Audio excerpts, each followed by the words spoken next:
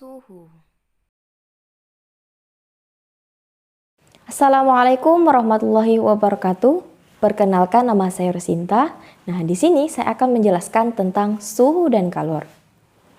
Nah, apa sih itu suhu dan kalor? Nah, pertama saya akan menjelaskan pengertian suhu. Suhu merupakan besaran yang menyatakan derajat panas suatu benda. Nah, suhu juga suatu besaran yang digunakan untuk mengungkapkan suatu ukuran derajat dingin atau panasnya suatu benda tersebut. Nah, dapat digunakan untuk mencari dengan pasti dingin atau panasnya suatu benda, maka kita memerlukan suatu besaran yang dapat diukur beserta alat ukurnya. Nah, alat ukurnya yaitu termometer. Nah, alat termometer inilah digunakan untuk mengukur suhu. Untuk secara pasti, panas atau dinginnya suatu benda, kita membutuhkan suatu besaran yang bisa diukur dengan alat ukur baku.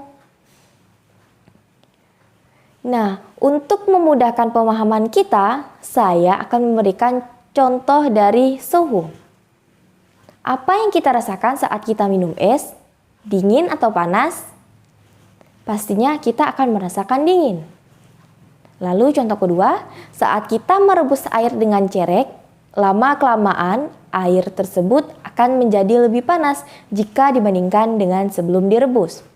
Nah, untuk mengetahui panas air tersebut, kita menggunakan alat termometer. Nah, dengan alat termometer itu, kita akan tahu berapa sih suhu dari air panas ini. Kalor. Penjelasan kedua yaitu tentang kalor. Kalor adalah salah satu bentuk energi yang dapat dipindah karena adanya perbedaan suhu.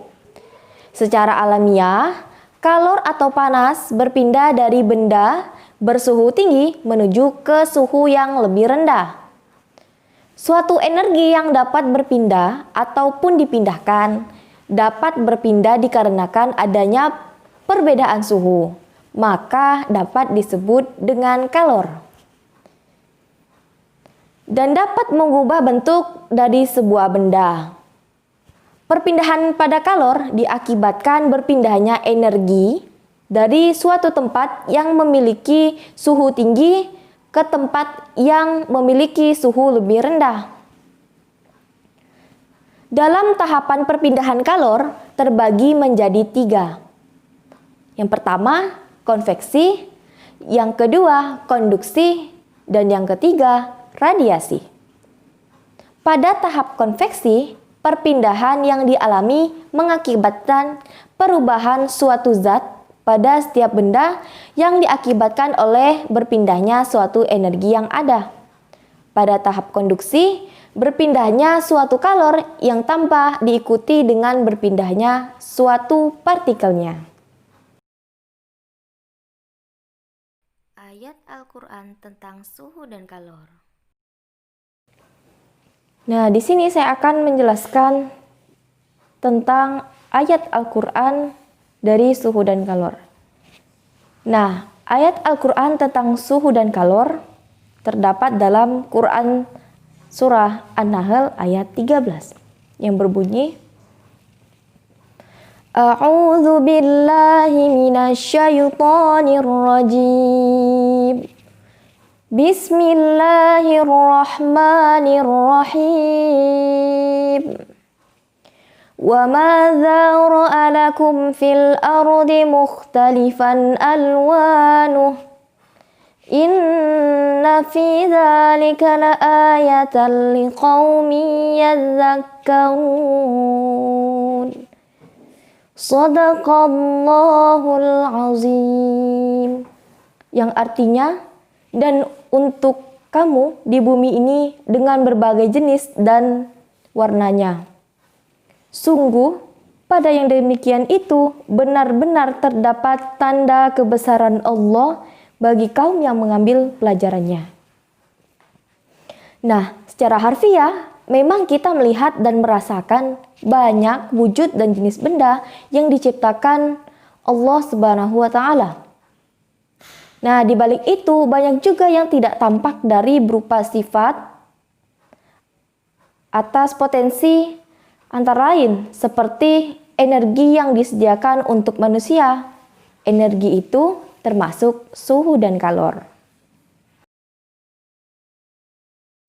Apakah suhu badan akan berpengaruh jika berada di ruangan ber-AC? Nah, di sini saya juga akan menjawab pertanyaan dari saudari Anissa Febriani. Pertanyaannya adalah, apakah ruangan ber-AC akan berpengaruh dengan suhu badan kita? Nah, jawabannya adalah iya. Coba Anda rasakan apabila saat Anda berada di ruangan yang sangat panas, lalu Anda berpindah ke ruangan ber-AC. Pastinya Anda akan merasakan dingin, bukan? Nah, jadi perpindahan panas pada umumnya itu terbagi menjadi 3. Ada konduksi, radiasi, dan juga konveksi. Dengan metode konduksi, panas akan berpindah ke daerah yang memiliki suhu lebih rendah, sehingga panas dalam ruangan akan berpindah dan mempengaruhi suhu tubuh subjek.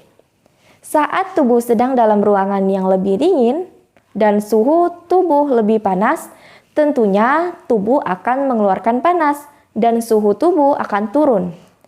Semakin lama seseorang berada dalam ruangan yang suhunya semakin lebih rendah, suhu tubuh juga akan berangsur-angsur. Jika tubuh secara terus-menerus berada dalam ruangan yang panas, maka tubuh akan berkeringat dan temperatur tubuh akan meningkat. Nah, jadi saat kita berada di ruangan ber-AC, maka suhu tubuh kita juga akan berpengaruh. Cukup sekian penjelasan dan jawaban dari saya. Mohon maaf jika ada kekurangan dan kesalahan. Terima kasih. Wassalamualaikum warahmatullahi wabarakatuh.